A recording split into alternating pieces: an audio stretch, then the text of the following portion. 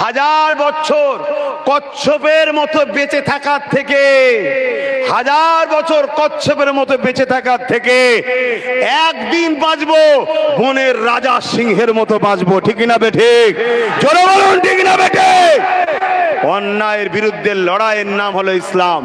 আজকে আমরা অন্যায়কে আশ্রয় দিচ্ছি বলেই তো আল্লাহ আমাদের উপরে জালিমকে বসিয়ে দিয়ে আমাদের উপরে অন্যায় হচ্ছে। শুনছেন না শোনেন? অন্যায়কে আশ্রয় দেওয়া যাবে? কত বড় একটা সন্ত্রাস, তাকে ছেড়ে দেওয়া হলো।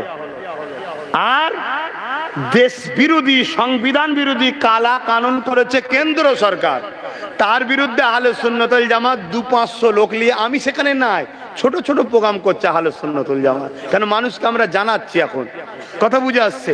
সেই প্রোগ্রামকে বন্ধ করছে কে? রাজ্য সরকারের পুলিশ। তাহলে ডাল মে কুছ কালা হ্যাঁ নেই? আছে না নাই?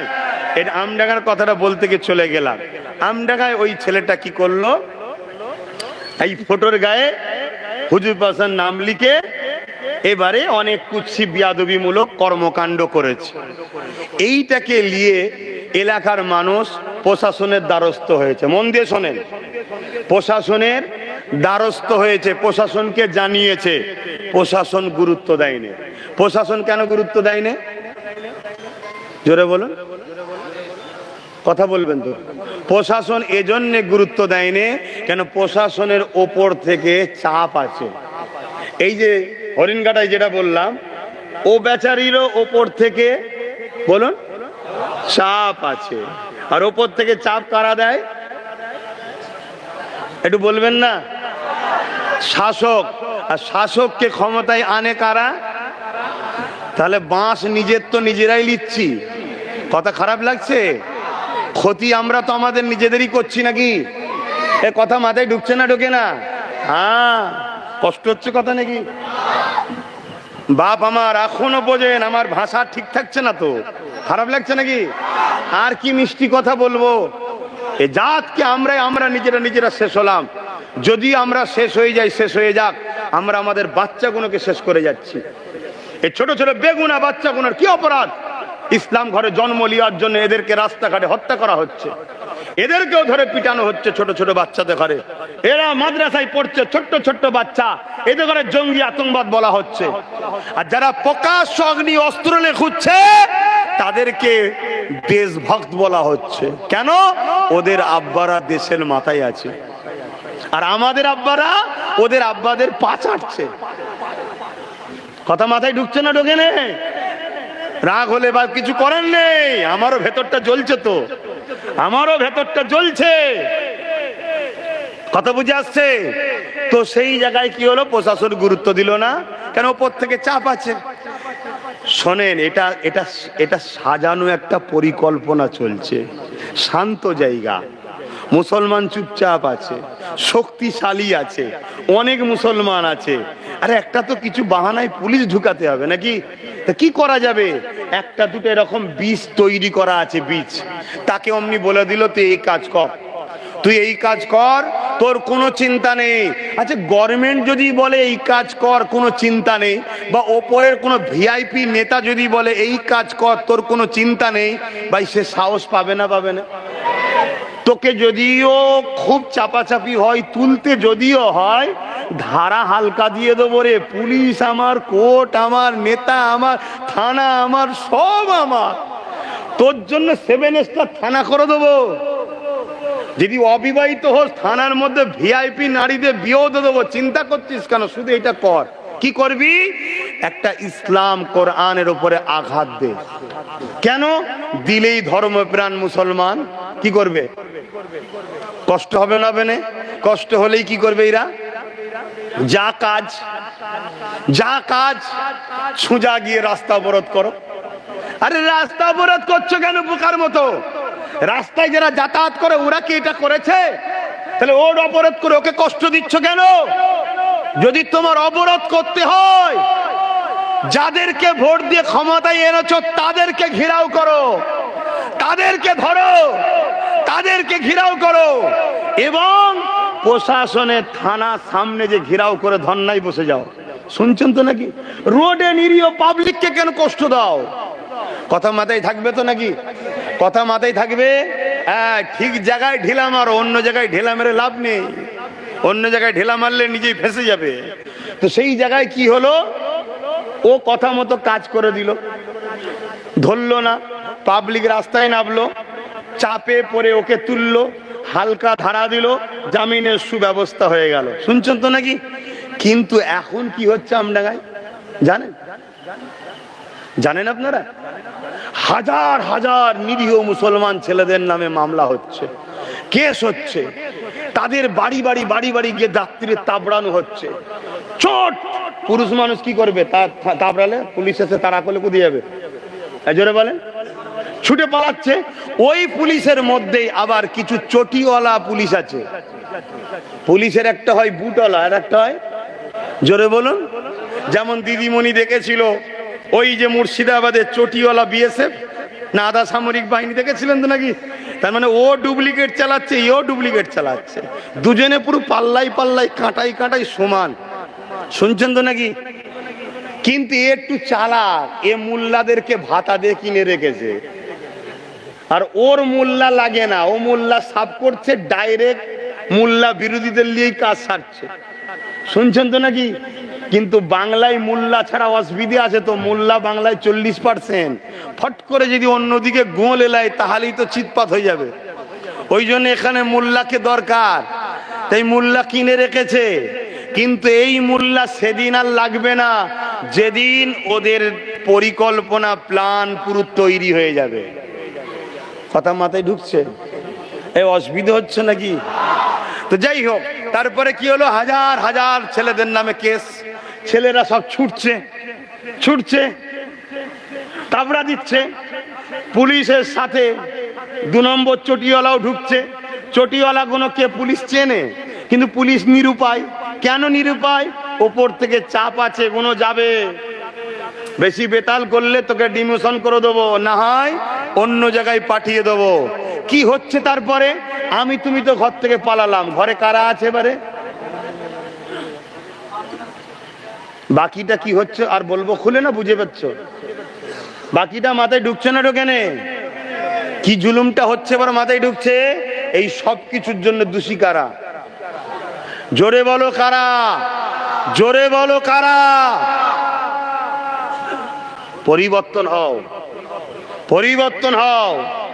নিজের মা বোনকে আর বেউজ্জতি করুনি, নিজের বাপ ভাইদেরকে বেউজ্জতি করুনি। নামের আগে শুধু মুসলমান থাকলে মুসলমান হয়নি, মসজিদে গেলে শুধু মুসলমান হয়নি। যারা ইসলামের দুশ্মন বেঈমান দেশকে সাপোর্ট করে তারা আবার কিসের মুসলমান? তারা আবার কিসের মুসলমান? কথা মাথায় ঢুকছে না? ঢোকে নে। আজকে কি দশাটা হলো, কি দশাটা হচ্ছে। যদি আব্বাস সিদ্দিকীর কথা শুনে চেয়ারের একটা পায়া থাকতো, বলো, ধরো যে বসে আছে সেই বসে আছে, 3টে পায়া ওর, একটা পায়া আমাদের, তাহলে এই জুলুমটা করতে পারতো? কথা বলুন, পারতো? কেন পা খুলে নিলেই সরকার পড়ে যেত। কথা মাথায় ঢুকছে না? ঢোকে নে। দেরি হলেও যদি ঢোকে, আগামী দিনে এই প্রতিজ্ঞা নিয়ে চলো, একটা পায়া করতেই হবে, না হয় তোমরা বাঁচতে পারবে না, এটা মাথায় রেখে দিও। এটা গেল একটা বিষয়। এই কেসটাকে হচ্ছে, এই কেসের পিছনে আবার কি হচ্ছে জানেন? এই কেসকে সামনে রেখে জামিন করাতে হবে। জামিন করতে গেলে যত কমই হোক 2-3-4 হাজার টাকা, 5 হাজার টাকা, 10 হাজার টাকা কি খরচ আছে না নাই? তাহলে হাজার হাজার ছেলে ইন্টু 10-20 হাজার টাকা করে হিসাব করো। তাহলে মুসলমানদের আর্থিক কাঠামোকে ধ্বংস করার একটা পরিকল্পনা হচ্ছে। এদেরকে চাকরি দিলাম না, এদেরকে এডুকেশন দিলাম না, কোনো সুযোগ সুবিধা দিলাম না, লোন দিলাম না, তারপরও মুসলমান তারা কি করছে না? করে না? এইটা বুকে ব্যথা হচ্ছে আজকের আবু জেহেলদের। কিন্তু আমার কথা তো আমার জাত বুঝবে না, আমার কথা তো আমার কম লিখছে না, আমার কম তো 200-500 বিক্রি, আমার কম তো মরা মুরগির বিরিয়ানি পেয়ে গেলে আব্বাস সিদ্দিকীকে গাল দেয়। আরো ছোট কথা বলছি, 1 কাপ যদি চা খাইয়ে দেয় পাড়ার নেতা, আরে আব্বাস এসেছিল, এইসব কথা বলার কি দরকার? ও চা খাওয়ার পরেই বলবে হ্যাঁ ঠিকই বলছো।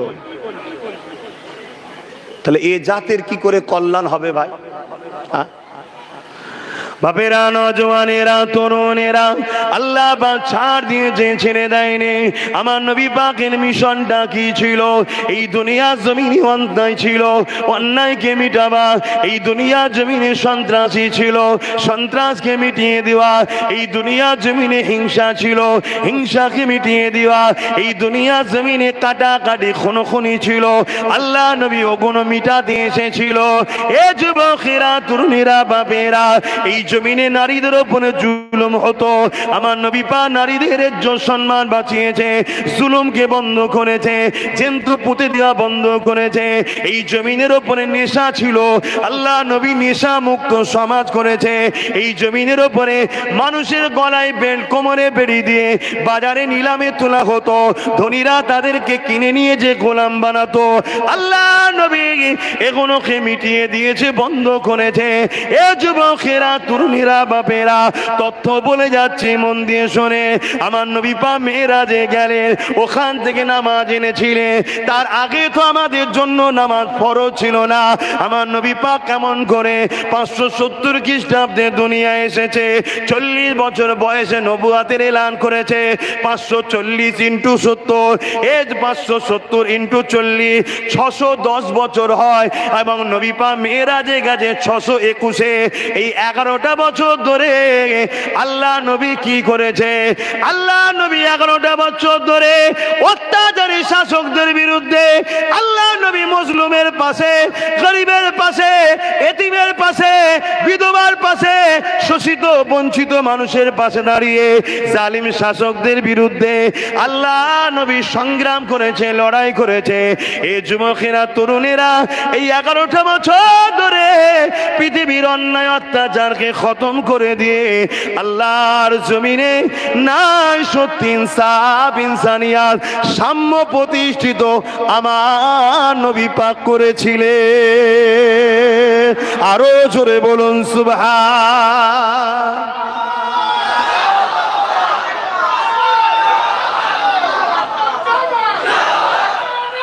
আল্লাহ, আজকে যেসব ছেলেরা ইসলামের বিরোধী করছে আজকের দিনে, এরা জানে না ইসলাম এদেরও জন্য মুক্তির আওয়াজ তুলছে। ইসলাম এদেরকেও বাঁচাতে চায়, ইসলাম এদেরকে নেশার হাত থেকে বাঁচাতে চায়, ইসলাম এদেরকে স্বৈরাচারী শাসকের হাত থেকেও বাঁচাতে চায়। এরা জানে না এদের ব্রেনকে ওয়াশ করা হয়েছে, এদের মেন্টালিটি তৈরি করা হয়েছে ইসলাম মিটাতেই হবে। 100 বছর ধরে এই পরিকল্পনা, যেটা আজকে বাস্তব আপনারা দেখছেন, আগামী দিন আরো ভয়ানক হবে। আমি গত বছর বলেছিলাম না, অনেকে শুনেছেন কি জানি না, যে 3 বছর সময় দিচ্ছি, চোখ দিয়ে পানি নয় খুন বেরোবে। শুনেছেন কেউ? কারা কারা এই কথা শুনেছেন একটু হাত তুলে সাক্ষী দেবেন। বাবা, সবাই তো শুনেছে, হাত নামান। সবে 1 বছর 5 মাস হয়েছে, চলছে 1 বছর 5 মাস চলছে। এতেই শুরু হয়ে গেছে, চোখ দিয়ে আর পানি নেই। পর্যায়ী শ্রমিকরা আজকে কাঁদছে, খাওয়া নেই, ঘরে দরজা দিয়ে বসে আছে। বাইরে বেরোলেই খুন হয়ে যাবে, বাইরে বেরোলেই ধারাত অস্ত্র দিয়ে কুপিয়ে কুপিয়ে কুপিয়ে হত্যা করে দেওয়া হবে। কেন? এক সে বাঙালি, দ্বিতীয় সে মুসলিম। অথচ আমার রাজ্যে 2 কোটি বাইরের রাজ্যের লোক চাকরি করছে, কত কাজ কাম করছে, কত 2 কোটি। আর আমার রাজ্য থেকে বাইরে গেছে কত? সরকারি হিসাবে 20 কোটি। আমি বাড়াবাড়ি 20 লাখ, আমি বাড়াবাড়ি করে রাউন্ড ফিগারে 50 লাখই ধরছি। হিন্দু মুসলিম সব মিলিয়ে কত? 50 লাখ আমার পশ্চিম বাংলা থেকে ভিন্ন রাজ্যে কাজকাম করতে গেছে। আর আমার রাজ্যে ভিন্ন রাজ্য থেকে এসছে কত? 2 কোটি। অথচ এই রাজ্যের যিনি ক্ষমতায় বসে আছে, এত বড় গণহত্যা হচ্ছে, শ্রমিকদের উপরে জুলুম হচ্ছে, এর মুখ থেকে একটা কোনো কথা পেয়েছে? একটা কোনো কড়া স্টেপ শুনতে পেয়েছেন? প্রত্যেকটা রাজ্যের সিএম কে ফোন করে বলা দরকার আছে না নাই? কথা বলুন। তাহলে কাদেরকে বসালেন? কাকে বসালেন? এবার হারে হারে বুঝতেন না, বোঝেন না? আমি বলেছিলাম এ ফাঁসাচ্ছে। ঘুমটা যখন দিয়েছে তখনই বুঝে নিয়েছে নাটক করে। শুনছেন না? শোনেন না কেন? তুই তোর স্টাইলে থাকবি, হ্যাঁ, সব জায়গায় তোর স্টাইলে ঘুরছিস, আর দাড়িওয়ালা টুপিওয়ালা ভাসুর হয় নাকি ঘুমটা দিতে হবে? কি গো, কথা খারাপ লাগছে নাকি? আমাদেরকে কি ফাঁসালো বুঝতে পারছেন না, পারেন না? হ্যাঁ, আমার কিছু মুনাফেক মুসলমানের কষ্ট হতে পারে, আমার পাড়ায় থাকতে পারে। আরে আমার ভালোবাসাকে বলছে, আই দেখেছেন? দরুদ শরীফ পড়েন। আল্লাহ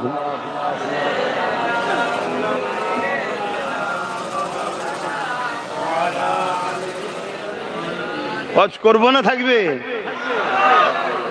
কষ্ট হচ্ছে না তো? অনেকের হচ্ছে না। আরে এভাবে বলে, একটু ভালোভাবে বলা দরকার ছিল। ও, ভালোভাবে বলা দরকার ছিল। হ্যাঁ, ভালোভাবে বলা দরকার ছিল। গাদ্দার, নেমো খারাম, এত বড় ধোকা দিলি। হ্যাঁ, এত বড় ধোকা দিলি। ধোকাবাজের কোনোদিন মাপ নাই, আর ধোকাবাজকে যে মাফ করে তার মতো ক্ষতিগ্রস্ত দুনিয়াতে দ্বিতীয় কেউ হয় না। শুনছেন তো নাকি? হ্যাঁ, আজকে চারিদিক থেকে ফোন করছে আমার 82 নম্বরে। নওশাদকে ফোন করছে চারিদিক থেকে, খেতে পাচ্ছি না, ঘরের মধ্যে বন্দি, মারছে ভয়েতে। আচ্ছা বলেন তো, নওশাদের কি ক্ষমতা আছে আর আমার কি ক্ষমতা আছে বলুন? কথা বলেন। আমাকে বাইরের রাজ্যের সিএম চেনে না? নওশাদের কথা শুনবে, কিন্তু একটা সিএম আর একটা সিএম এর কথা শুনবে না? শুনবে না? যদি না শুনিস তাহলে আমার রাজ্য থেকে 2 কোটি। আমি ওটা বলবো না, ওটা আমি চাই না, কেন সবাই ভারতীয়। কেউ গাদ্দার বলে আমি গাদ্দার হবো, কিন্তু একটা পলিসি আছে না নাই? একটা চাপ দেওয়ার দরকার আছে না নাই? যে ইমিডিয়েটলি এটাকে বন্ধ করো। এটা করা কোনো বক্তব্য পাচ্ছেন না।